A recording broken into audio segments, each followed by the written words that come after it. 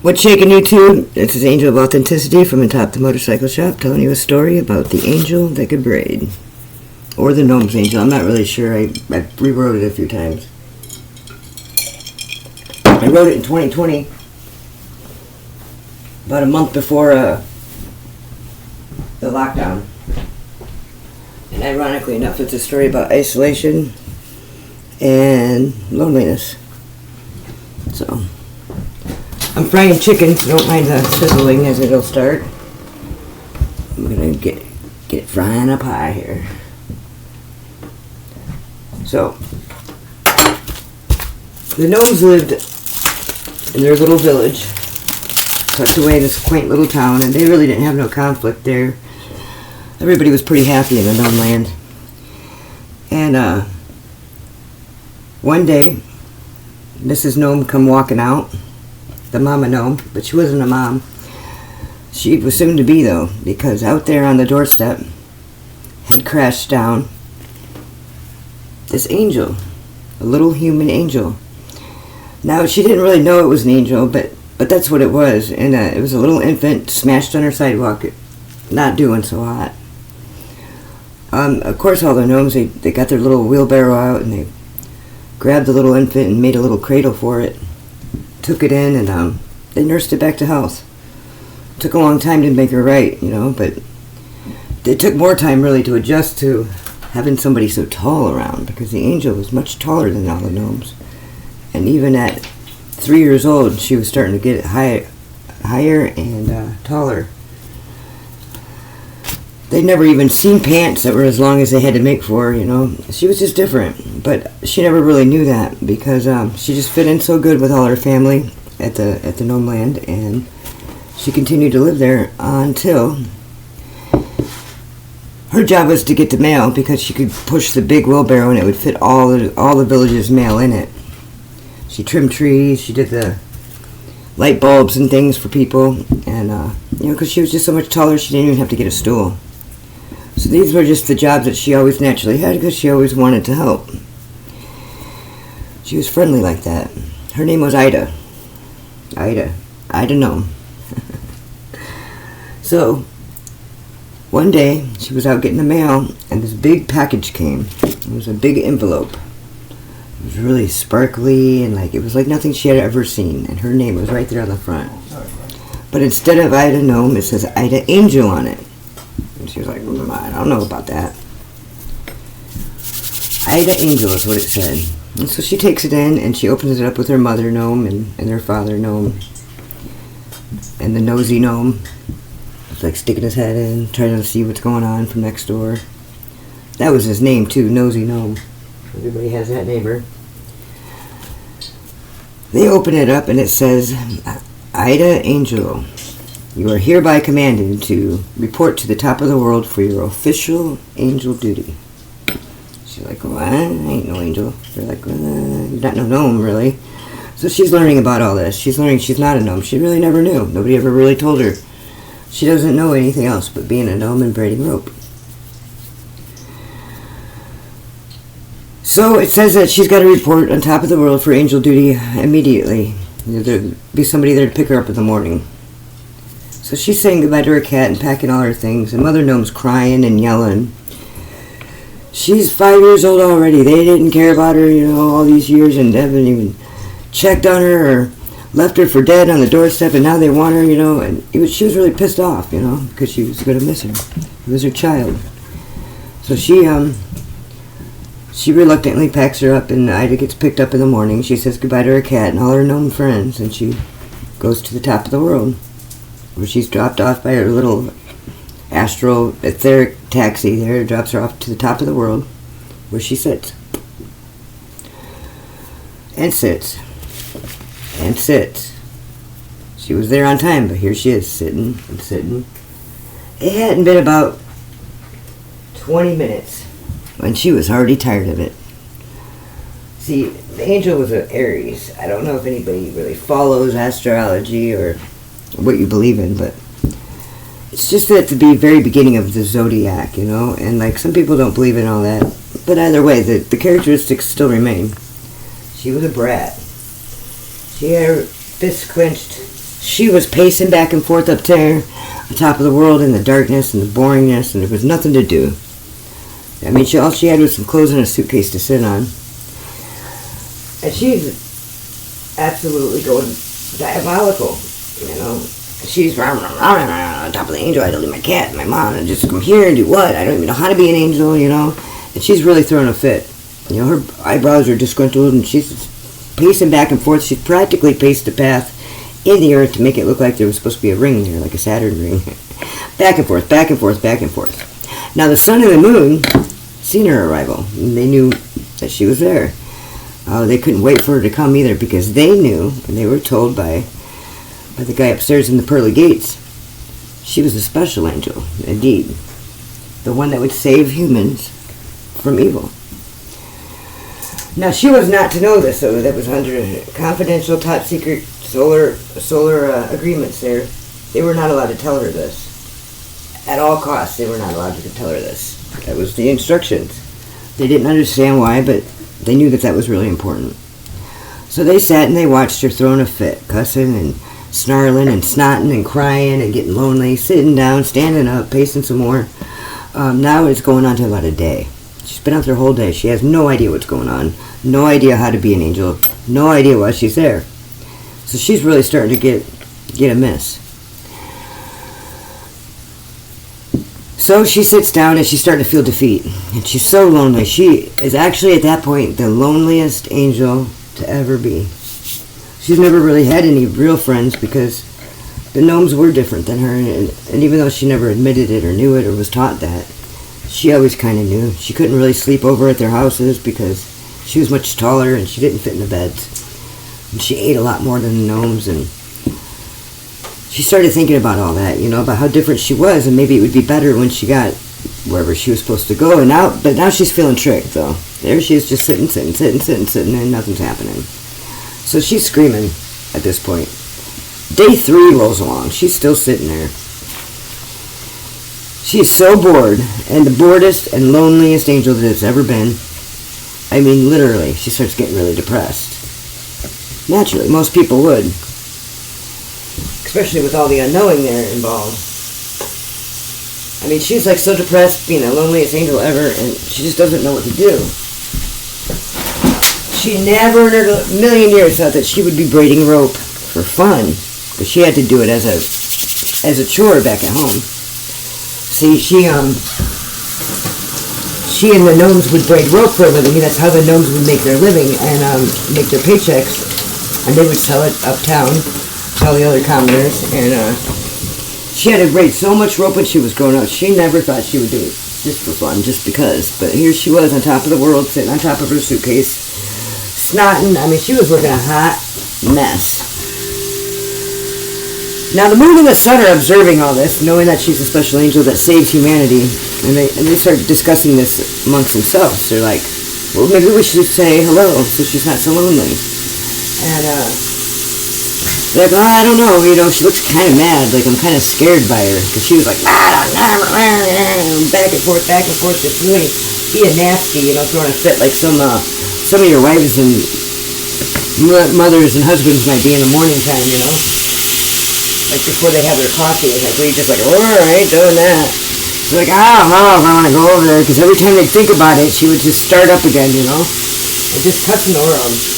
But now she was just sitting quiet for a while, and she was sitting there, and she started braiding her hair into a rope. And they're like, they'd never seen anybody braid before, they never even seen hair like that. You know, she had really long hair, and so she started braiding it into a rope. And they were like, I wonder what she's doing. Like, and nobody knew, but they knew that whatever she was doing was going to save the world from evil times. So she starts braiding the rope, and she starts forming a noose. And they'd never seen a noose before, so they didn't know what it was, you know. They're like, I don't know what she's doing. She takes that big rope and she winds it around and she lassos it around the earth. They're like, wow, okay, check it out. What? And the moon suggested maybe she's going to fly the earth somewhere safe so evil can't find it. And they thought that could be a possibility, possibly. They didn't know, but they did know that she was the one that was going to save the humans. They didn't really question it. Well, the angel had the loneliest angel ever, and she lassos that braided rope, which is her hair, around the earth. She stands up, and just as quick as they could come up with another idea of why she was doing it, she leaps off the earth with that rope around her neck, braided from her hair. They're like, oh. She's flying it away somewhere. You watch.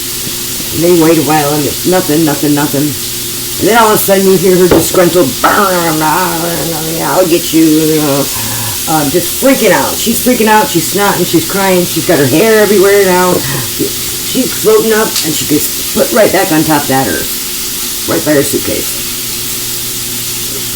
She is pissed. I mean, she is pissed. She is now like using profanity. I don't know why the hell I'm here. What's going on? This is bullshit. I want my cat, my family. I'm hungry. You know, I don't even know how to be an angel.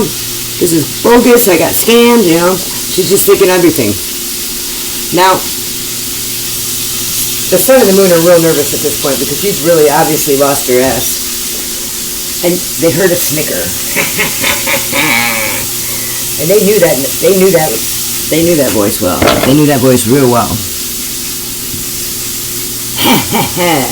There's the devil standing behind her. He kicks her a pair of scissors. See, her wings, her angel wings that she was growing, saved her. So when she jumped, it just put her right back on top. So the devil kicks her a pair of scissors, and he's snickering, and the sun and the moon don't like them. They know them. They know that snicker well, and they were getting real nervous now.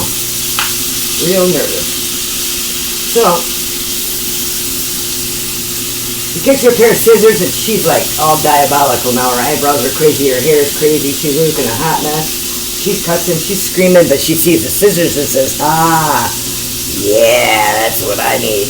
And she starts cutting her beautiful angel wings right off.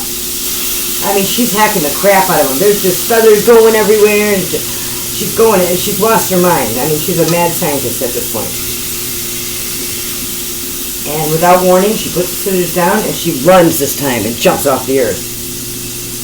And when she did, it was kind of an inevitable feeling for the sun and the moon. They knew that this wasn't going as like it maybe should, but they didn't know anything about saving the world. They had never saved the world before from evil kind, so they thought, maybe it'll work. This time, though, she was gone much longer, and they worried much more, and she went right past the earth. Instead of her wings saving her, this time it was a beam of light, and she was just like being beamed up to the pearly gates right there at the foot of our loving Creator. And she's pissed. She ain't scared of cussing out no God. She's calling him every name in the book. She's talking, I miss my family, I miss my cat, I've been up here for days, what the hell gives, I don't know how to be an angel. And he says, he lets her finish, and he's real patient because, you know, it's the Creator, he's good like that. And he says, whoa, little girl, you're the special angel. That's why you're here. And she says, what? Me? Because she's a real fuck-up. You know, for all better descriptors, she's a brat, you know, especially since this trip. She don't know what's going on. I'm the special angel, she says. Nah. He goes, no, really, there's never a mistake here. You're the special angel. So now she's up in heaven and she's feeling a different take on the whole thing. She's up there like, I'm the special angel, move out of my way. I mean, her ego goes 10 sizes bigger than her anger. And she's really like, I mean, she's really laying it on thick. She's got her chest puffed out. She's like having the littler angels bring her you know, beverages and things. She's like, oh yes, I'll take some more of that, you know. Hey, you over there, could you turn the TV up? You know, I mean, she's really getting out of line with it, really. So, she looks down and she realizes that Earth is starting, you know, she's, after the ego happens, you know, everybody realizes, like, yeah, look at her, and then God's like, hey, look at what your tears did. And she looks down to Earth and she sees that her tears that she had from crying and being all upset was nourishing the Earth, and it was growing. Like she could see it from heaven. She could see earth growing because of what she had done. By her tears rolling down and nourishing. And it was like everywhere a teardrop went, it grew the earth again. She had to see it. She was so excited. She had never seen that much of a transformation on earth, and that she just was like, wow, you know, she knew that that was her calling. And she went to go jump, boom, with full angel blood kicked in now, not even really thinking about being a gnome anymore. And she stops. Like heels dragging right before the edge of the earth, you know, right before the edge of heaven there to get to the earth. Realized, I cut my wings off. I can't get back down to earth. So she starts crying again. She's all off it again, you know. I mean, she's just snotting and her hair's everywhere. And she's looking like a hot mess. And she feels like a failure. She's like, how am I going to help Earth, and how am I going to do anything and be the special angel if I don't have any wings because I cut them all off, you know? So now she's feeling super dumb. She's feeling embarrassed and dumb and for acting the way that she has. And she's bawling her eyes out in the corner, rocking back and forth, losing her mind again.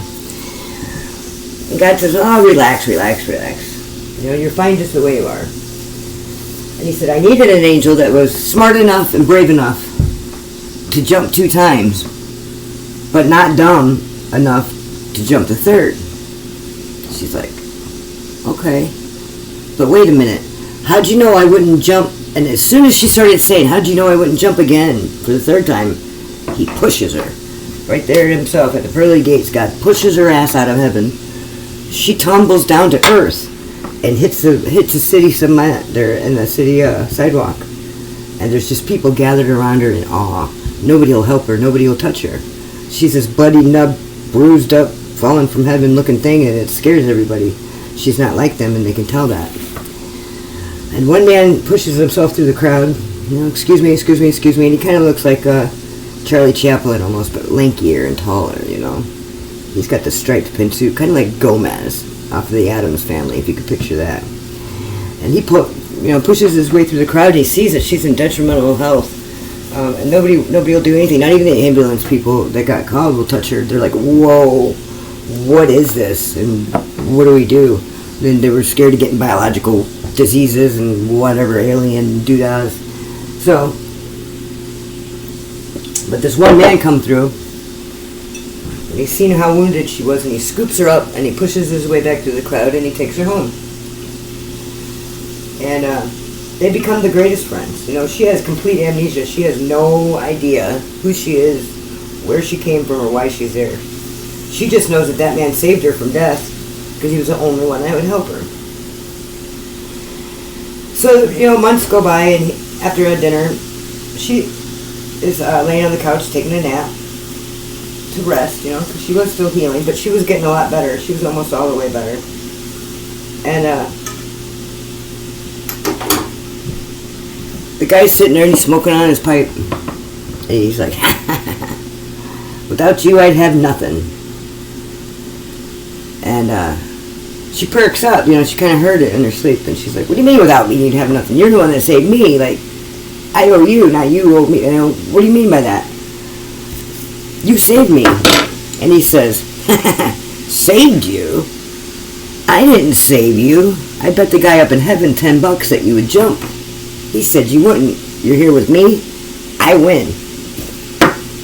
And she's like, huh? What the fuck are you talking about? What do you mean you paid the guy? Why would you bet against something that you want to keep then? And that you want to have and you enjoy so much? He said,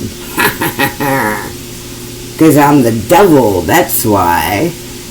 And she was like, whoa, and she felt fear at first, but then she just got her composure because she realized that she was in a really dangerous spot now. And she says, well, guess the devil could do good deeds too. And at that moment, when she said that to him and showed him that grace, knowing that that was the only friend she ever had and was so happy with him, really, and he took really good care of her because he thought, oh, I got the God's special angel, huh? Now, he didn't know that she was there to combat him. He thought he was there to combat her, see, being a little earth angel and all. What he didn't know is her grace bestowed on him was what saved the humans. Now, as soon as she did that, his head cracked open and light sprayed out of him, and the humans were saved from evil kind, and it was up to the angel that could bring what would happen to the devil. He was supposed to get banished to hell, was historically what happened. But she had decided, since she had been in hell all alone, up on top of the world, that nobody deserved to be all by themselves. Nobody, not any time ever. You know? And like, assigns them to the old folks. Someone's got to take care of the old people, so she puts them in charge of the old folks. Figuring their souls were old, there was really nothing that you could stop with their purpose, you know? And that's what she did. And that old devil would sit around and get chased around the old folks' home. Where's my false teeth? Bring me my TV guide. Fix my clicker, you know? And he thought he was, like, it worked for him, and he did a great job. He was a great caretaker, even though he was the devil.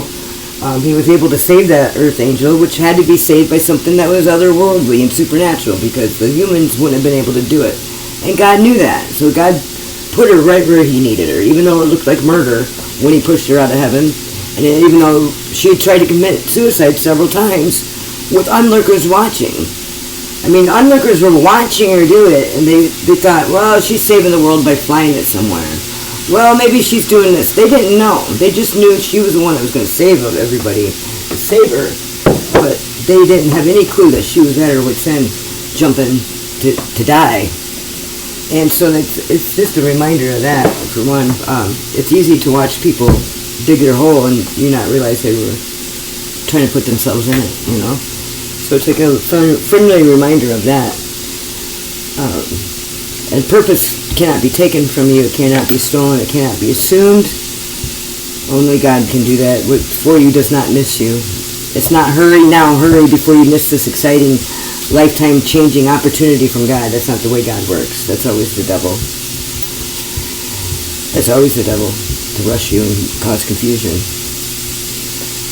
So, her grace bestowed on the devil, it saved humankind, and she went back to angel school there in the heavens, and there was little angels there, you know, that hadn't been raised by gnomes. And they had never seen braided hair before, you know. And so she would spend her days teaching the little angels about chores and braiding hair, and everybody would just braid each other's hair, and they really thought it was cool, and it was a happy, everybody lived happily ever after story.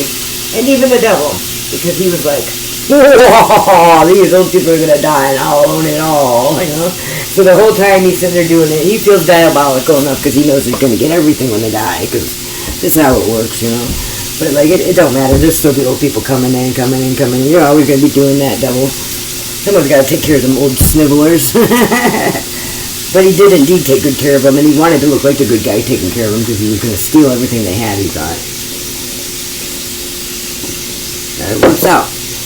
That her grace saves humanity. And I think that's an important story because there was nothing graceful about that girl. Nothing at all. But her ability to say, hey, even the devil maybe has a good intention every now and then. It was to preserve her. Even if it was for the wrong reasons, he did it nonetheless. So, that's my story. I want to publish it. It was supposed to be published right before the COVID was announced. It would have been the first book on the shelf talking about isolation and loneliness, and I got butt-fucked. It was already in the mix. COVID got announced. Like, we can't produce this. I'm like, whatever. It is a Christian story for all ages. Like, how can you not put that out there? Right now, especially. It would have been right there on the shelf already when everything started happening with the lockdown. So, like, I got really frustrated with it, and I went a different direction with my creative efforts. But something's been calling me to pull that story back out again. I would like to see it in, like, guidance counselors' offices and things. You know, it touches on a lot of things like being adopted, being raised by something that's not like you. It even talks about the gender bias and gender LBJQ, PTSD, BSBS stuff. Because, you know, angels are technically eunuchs. They're not actually a boy or a girl. Her name was Ida. Her name was Ida Mida Gnome. But now she's Ida Angel, so. Ida M. Angel. Ida Mida Angel? I might be, I don't know. I gotta reread it. But yeah, that was her name. Ida Gnome. Ida Mida Gnome. Yeah. It's a cool story, though. I like it.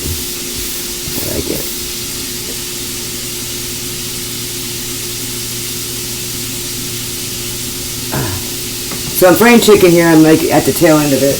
Multitasking. And, I'm making a little bit of a mess here. So I might have known that was the story of the angel of the braid. And what, you know, there's one thing that reminds me of is like sometimes you don't know. You don't know till you do. But yesterday, it was kind of put in my head and heart.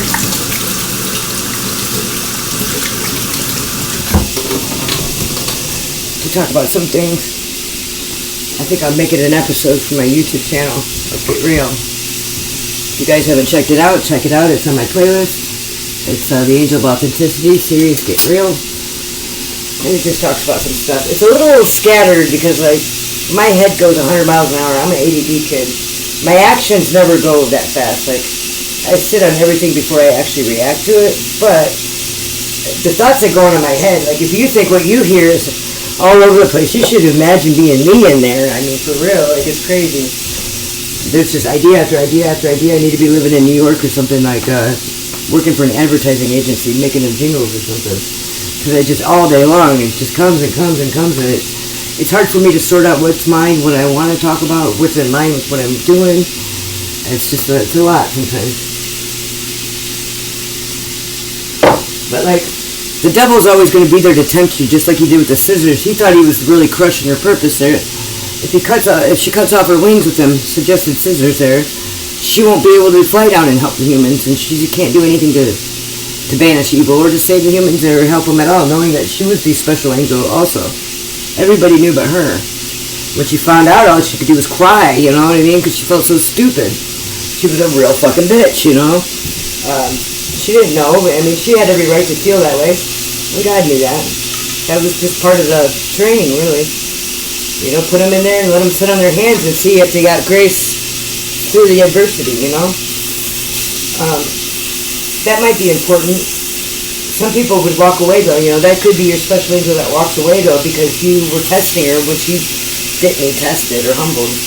You know, when you're humbling people that have been through adversity and rewarded for it, even if they don't know about it yet, like, you can't go test them and keep testing them. That's just condescending and that's bullshit. People are tired, they're wore out, and the human condition is sick. When you go pressing your limits like that, you probably got a spirit in you that's not of God, you know. It's probably from the, you know, the underbelly of society, possibly. The vast unknown of the underground railroads or something, you know, them guys. You really shouldn't have to prove yourself like that anyway.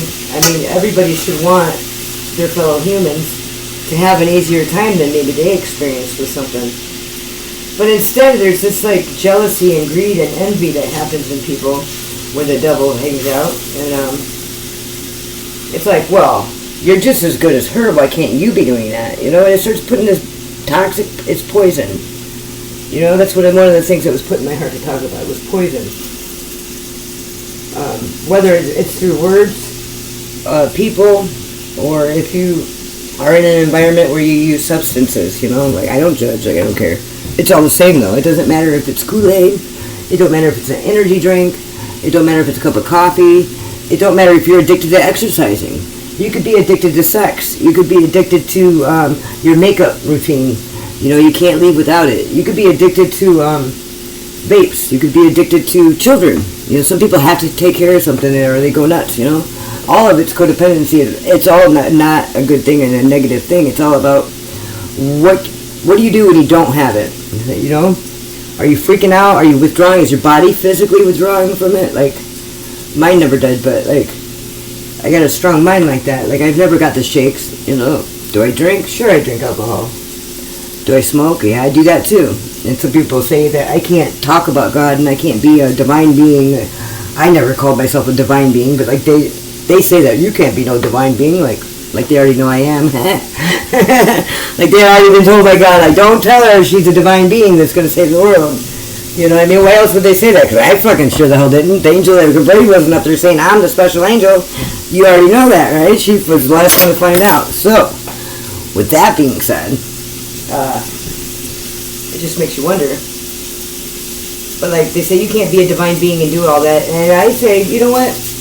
God doesn't make you feel like that anyway. That's not anybody righteous that's ever going to look at you, belittle you, undermine you, or make you feel anything like that of the sort. God does not do that.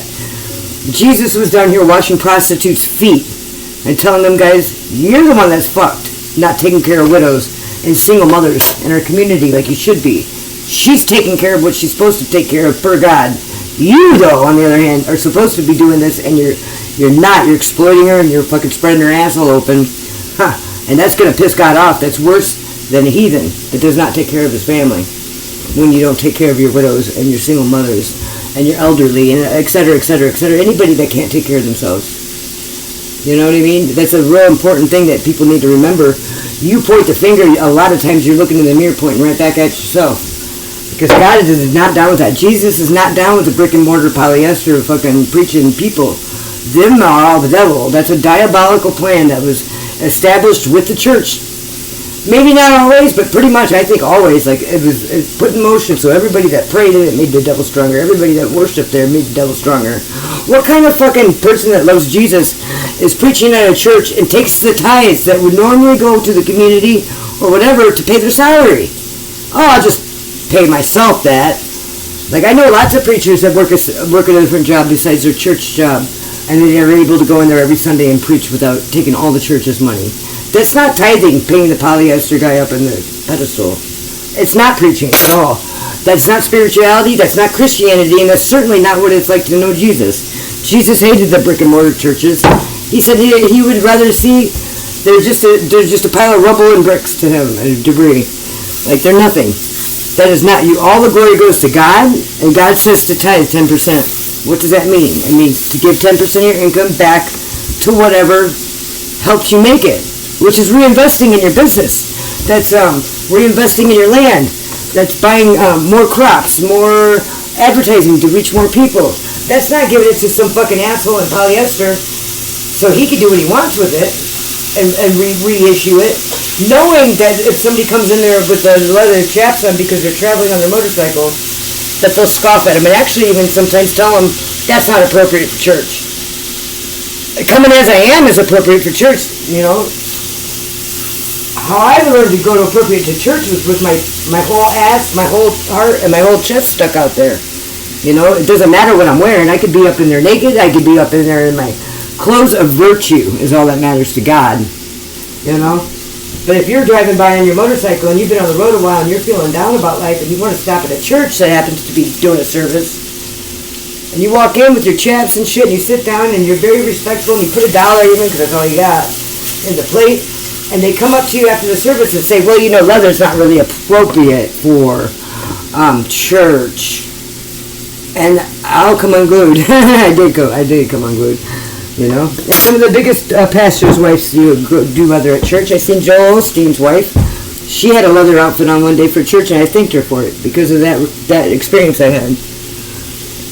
Jesus fills his churches full of sinners, lepers, whores, malevolent fucking dudes that are fucking out there cheating on their wives. They're out there doing this. They're out there doing that. You've got to fill your churches full of sinners because all the other people that are supposedly saved that will not admit that they're not been saved. They will not admit that they got any unclean spirits around. Like, hello, why not try it then? Just do these deliverance prayers then. Never hurt to clean house. Them demons will be back tomorrow for you. You know what I mean? Like, it's not like even getting rid of them. It's just cleaning house for the day. When you clean your house and you take out the trash and you wash your dishes, and like especially you single guys, you can really appreciate it because you know all the steps that goes into it. They're not like a girl that just multitask it all day long and like it's just part of the flow, right? No, a guy knows. He knows on his day off he's got to go do his laundry and he's got to do his dishes and all this shit. He might try to talk somebody else into it, but that never works anyway. You know all the things you got to do to clean your house, and you know that the next time you think about it, it's going to be all back neat and done again. That's like the relentless over and over and over and over shit that makes the housewife go crazy and get lonely or whatever, you know? There's no reason for it to be that way either. People can change that if they want to. They just never were told that it was okay to be happy and to do that. We were told you get up, you go to school, you graduate, you go to college, you graduate, go to work, have a family. You know, just like Melvina Reynolds says in that song Little Boxes. Little boxes on the hilltop. Little boxes made of ticky-tacky. Little boxes on the hilltops. Little boxes, And there's a blue one, and a pink one, and a green one, and a yellow one. And they're all made out of ticky-tacky, and they all look just the same. And it talks about, and there's people in the boxes, and they go to the university, where they are put in boxes, and they come out all the same. And there's doctors and lawyers and business executives, and they all have pretty children, and the children go to school. And then the children, they go to summer camp, and then to the university where they are put in boxes, and they come out all the same. Yeah. Yeah. And they drink their martinis right too. But anyway, that's a badass song. That was written in 1929. Melvina Reynolds, we had got 2 degrees and went back for a doctorate at Berkeley for music later in their career, like in the 60s or whatever it was, after she met Seeger. It's just an eye-opening time in America right now because, like, we're all realizing we've been lied to. And we got just a little bit of old people left that are not able to suck that up. You know, they've not only lived their life the whole way, they've been representing, and they were the ones that were tricked. They were actually the physical people that got tricked and have that responsibility on them for the world being fucked up right now. All the way from the United Nations being formed. I mean, and it was way before that. America had been kicked in their fucking teeth, man. They were struggling on cocaine. They had the Dust Bowl. You had World War II. You had all the women working in the factories. The kids were doing whatever the kids were doing, you know what I mean? Everything was changing so much, and then the men came over there all fucked up, blowed up, fucking psycho, wanting to beat their wives, still take control. When the wives have been running this shit for a while, you know, they're like, whoa, whoa, whoa. Just relax, Harold. I gotta be alright, you know. You know what I mean? It got all fucked up, but people had been kicked in the teeth. We were tired, we were sick, and that's where we're at now. I mean, the fact that we've been on this long and still have any tenacity and have people like me out there is insane. I was born in 1980, and guess what? It's insane what the people were living through back then, and they were just so defeated that it was such a good time for the United Nations to form their bullshit and to create their plan to keep poisoning us and to murder us slowly. They want to prosper, they want to make our money, they want to have what's ours, but like, there is that Agenda 21 shit that they talk about with the 2030 thing, and I believe that. And I believe the only way that could be supported by anybody, anywhere, anytime, anywhere in history, especially in our leaderships, you know, if you're going to make an agenda to get rid of 80% of the population, don't you think you should put your family down there first, knowing it was for the better of the good of the earth and humanity? Like, that's the only way, you know, that's the only way. And if you can't do that, then there's probably a good indicator that you're full of shit, and maybe it'll be the RH negative kids like me with that special blood that they want so much of. Maybe it'll be that, because there's also happens to just be 15% of the population with the same number as diabolical fucking assholes that want to put our names on the list to kill us and poison us through our groundwater. They've been doing this forever. This is not a new thing because of the internet or because of anything else. Look at Love Canal in the 1980s, the late 70s, when they built all the subsidized housing on top of the chemical sludge and waste. Big barrels of it. And after a big heavy snow in a deep freeze, the barrels bust open. It was coming in people's sewers. It was coming in people's basements. It was coming... Like, the kids would call the pond, the retention pond behind their house, always, even before it busted, the fizzy pond, because they could throw something in it, a rock, and it would pop rock, like, and then drown, go straight to the bottom. So it was fun for the kids, and they would come home and their shoes would literally be burnt on the bottom from the chemical reaction to the rubber. And nobody caught on to it until this black shit started coming up in their houses. And these are people that are workers, they got families, they've had a million weird things, the hearing, the speech, the walking, all of these muscle problems and all these memory problems in the area started happening. But it was like they were able to have a nice house and a family, all that, making limited money. And they had no idea, nobody would have ever assumed that the government would do that, knowing that they were putting poor people on there, knowing they couldn't do a goddamn thing about it. They finally did get bought out. Like anymore, if anything like that happened, they'd be like, oh no, shush, here somebody go. Because they're just pregnant anyway. But back then they had to go through a process, and it took them years of living in that chemical sludge buried underneath their houses that they built it on top of.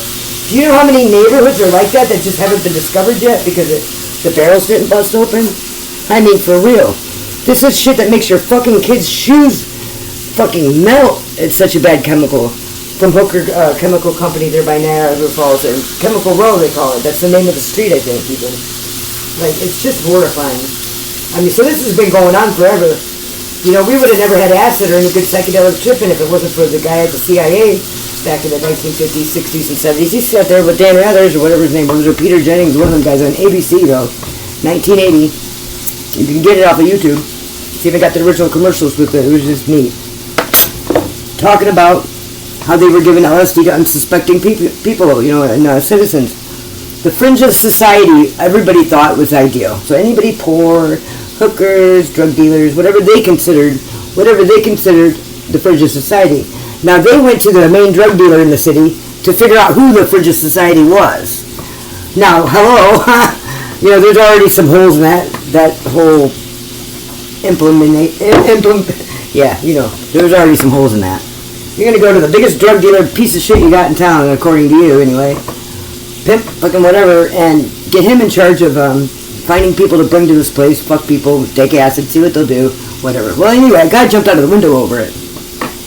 A guy ended up jumping out of the window over it, and it was somebody's husband, you know what I mean?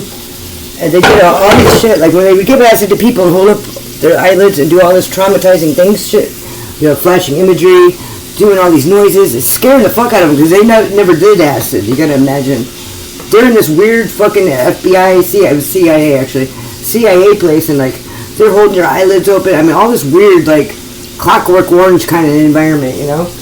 And it fucking drove them nuts, man. And a lot of them jumped out of windows, and you know they burned some things, but not a lot. Nothing more than you could have just asked some people, and they would have told you way more, and they would have learned more like that, I think. But like, they thought they had something maybe, so they decided, okay, well we can't have controlled studies because there's people jumping out of windows and stuff. We don't want to be responsible for them. So they go to the Fringe Society and they hand it out. Well, then it gets released. A miscommunication in the text, like the SOS, Morse code, Braille, whatever the hell they were using back then. And they said the Soviets have put out 100 million hits of acid, basically LSD. That same thing. They got a hold of the recipe, they put it out. But actually it was 10. It was a mistranslation. There was only like 10 hits that were put out in the world. Not 100 million or whatever they thought. So they thought it was going to be a real bad deal. But it wasn't. It wasn't even like that. It was like 10 is what they found out later on. But neither here nor there. Acid hits the mainstream. The hippies do it. They're giving it out to the Fringe of Society. They want to make sure that you're the Fringe of Society. My parents recalled. That's how my parents met, actually, was Calumet City, Indiana, up by Griffith, at the park. And if you didn't have $1 on you, you were considered indigent, and they could take you to jail. Now, them were the guys that got experimented on down at the CIA lab with their eyeballs. Remember that? No doubt. But if you had $1 on you, at least they would leave you alone. But they'd find the head nigger in charge out there at HNIC. Like, I'm not meaning a black person necessarily, but like the guy that was out there scene, like he ran all the other hippies, they'd give them the acid, and then they'd pull their vans back, and they sit there with clipboards. Now, anybody that's been around the hood at all in their whole life will tell you they did that with crack cocaine. I'll tell you out here in the rural land, they did that with methamphetamine, so why wouldn't they have done it like that? And they admit it, even. It's on my YouTube, you can check it out. They admit it. They had no problem. They didn't feel like it would get into the wrong hands of unsuspecting people because they were giving it to the unsuspecting people. So, they'd give it to them and observe. Well, it didn't really work like it did with one person doing it and not knowing they were taking it. When they all did it together, what happened? Whoa! Hippie love! And the government freaked out. That was the opposite of what they wanted to do and the opposite of what the study said it would do. You know what I mean? Instead of that, it was like they all were joined together, you know what I mean? And everybody knows what happened in the 60s and 70s with all that, which is hilarious to me. You know, and so by the 80s, they really wanted it regulated. They needed help. And so, like, fast forward to the president or two, they got Ronald Reagan and Nancy Reagan in there, which jacked us all up. the No Child Left Behind order is. Here we go. There will be no child left behind. They'll kidnap and fucking sell and put them down in the ground. All the children. There's not one left behind. And they'll sue them to state agencies. You know, that's when all that shit started happening. We have no rights anymore when it comes to our children. We don't even have the rights to decide if they get access to our children unless we literally hide them out. And even when you do that, they fucking sniff them out and they'll find them. They'll come take them. They'll take them immediately. They'll lie. They'll make up shit. And I've lived it. I've witnessed it. And I already know that that's exactly what's happening. They get sold to the highest bidder. And if there ain't a family member to buy them, they're down in the catacombs, no doubt. They won't tell you where they go either after that. So that's a really sad thing. And they only have half the rights that people think they do. CPS doesn't have half the rights that they act like they do. They say that, and trick you into, and neither do the cops. They don't. They don't. You got to be able to stand up for your shit. Because CPS will come in and straight lie to you about your children, about your home, about the law, about everything else, and then act like you didn't say it later on. And they'll be recording you, and I know for a fact, I could have proved it, but I chose not to. Opened up that can of worms many years ago. About 10 years ago, 11 years ago, in a different county than I live in now. That they were planting bugs in little listening things of some sort. Now, how they were doing it, it was definitely in the air, like, or on the house, or in the house, for sure. It wasn't on a phone, because I didn't have a phone. You know what I mean? To learn information about what they should do in advancing forward on a case. And I tested that theory, and I know for sure that they are, in fact, doing that. Just like I know for sure that they're lying about the drug tests that come back. They're bogus. They're completely bogus. Now, most people would like to think that they're doing the right thing, but they're not. They got an agenda that is completely being ran by that New World Order and satanic and diabolical fucking efforts to fucking kill people.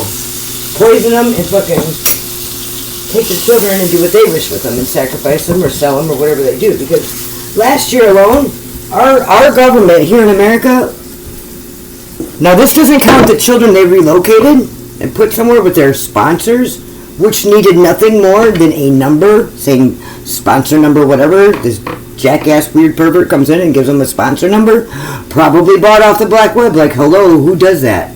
Gives them a sponsor number, no ID, no name, no address, no nothing. And they get the kid and they give it to him. Now this is from the government, Homeland Security. A lady that was in charge of that talked about it. They lost 85,000 of other people's kids last year that they ain't got a clue where they're at. And that doesn't count the like 400,000, like that's a lot of kids, dude. You're talking 500,000 kids here that they gave to people with sponsor numbers that they have no paperwork on. Like, since when? Since when has our government not kept a little bit of a paper trail for every motherfucking thing we do? But they could take other people's kids from other countries and lose them like that? Where are them kids at? There's 85,000 of them that they just documented, and that's the agency themselves whistleblowing and saying, whoa, there's kids like 40 at a time in these fucking apartments taking care of themselves. The oldest one's in charge of them all. Now, I've dreamt about this psychically, and I thought they were underneath the catacombs in New York. That's what my heart told me. That there's a lot of kids underneath there. There's a lot of people underneath there. You know, and the traffickers will just switch them all around, and they'll make it so you don't speak the language and shit. And then sure shit, you know, I'm having all these downloads, I'm having all these feelings and shit like that, and learning about all this stuff, and I didn't want to because I don't watch the news for this reason. I get too invested in it at all, emotionally. Well, the thing about it is these fucking people take them to another country so they don't speak the language and stuff. Well, the state of Florida had a nice big trafficking bust. They call that a big trafficking bust. Now, knowing everything I just told you, they got, like, I don't know, 30 people arrested. Most of them were Johns or whatever. The youngest John was at the age of 15. Now, what's wrong with that statement there? I don't know if anybody else fucking gets flabbergasted when they hear that. And a 19-year-old girl coming over the border with an 18-month-old baby, no shoes, no documentation. Classic fucking trafficked woman, you know, that's probably been trafficked since she was that baby's age, going over the border to get in America. They take her to Chicago. Well, the migrant camp up in Chicago it's built. They put the tent on poisonous land. The people all around it were protesting. We don't want migrants here, but never mind that. That land isn't safe. It's poisonous. We all know that. We've lived here our whole life. That land is poisonous. They put the tent for the migrants there. They put them there. Oh, you can't find a job. We're going to ship you somewhere else. They ship them around, and then they make them disappear. And it said she was here to commit criminal activity. This guy's saying, the head of the trafficking bust. She's a fucking 19-year-old girl with no idea, no nothing, walking across our border with a baby. You think when they're done sex trafficking like little infants and children that they just let you go and go get a pension later on for it? Like, no, man. He calling her a criminal and shit. Just like he was calling the 15-year-old boy. You know, there's some pervert out there with suit and tie in that polyester gang again that's sitting on the other side of a mirror or something watching them little kids fuck like that, and that's not right. You're not a John at 15 years old. Where's that guy work at? Fucking Microsoft? You know what I mean? Come on. What 15-year-old kid needs to pay for pussy? None. That's some pervert paying for that shit. It just happened to wash out like that. It has to be. But it makes me sick that they want to say, oh, we got more money, look at us, we're solving the trafficking problem. No, look, nigger, like, that's 15 or 20 people you just took into jail that were victims. What about the 85,000 kids that you lost? You have no idea where they're at. Not a fucking clue. Is that how many died? Is that how many, you know what I mean, like, what's going on there? We gotta stop this shit. There's a lot going on underground. Every city's got a huge maze of underground tunnels. You got the underground railroad, you got blah, blah, blah. I don't know shit about it. I only go in my own basements. I don't like to go into other people's, you know what I mean? It's not a good idea when you're me. So, like, the shit that's going on down there is starting to seep up into our world, though. You know what I mean? Like, it used to have, like, a mutual respect, I would reckon, you know, for it to go on this long, but, like, we gotta put a stop to this shit. This is where all the perversions and shit from the evil that's in our government lie. And it's in the form of our wives and children and our kids. And, you know, they got 3, 4, 5, 6 generations of people down there now. They probably never seen upstairs. But you can't go taking other people's kids and losing them like that. That's fucked up. I'm calling a 15-year-old boy a John that goes to jail. What the fuck happened there, you know? It's real sad. But anyway, I just wanted to tell you guys about my story. The Angel Like Braid. I think I put the rewind on so you guys can rewind it too. To be able to watch it if you came in late. Support my channel, like, subscribe, and share on my YouTube channel. It does help. I'm trying to get to the point where I can go live on YouTube so I don't have to have 2 devices recording and all the hoopla with it. So I can share my messages from my living ancestors and the divine accordingly. So until next time, you're a rebel without a devil. I'm the Angel of Authenticity, and thanks for tuning in. If I could shut it off. Tech sport. Yep. And here I got some fried chicken. Big old fat grandma lady style. See you later, guys.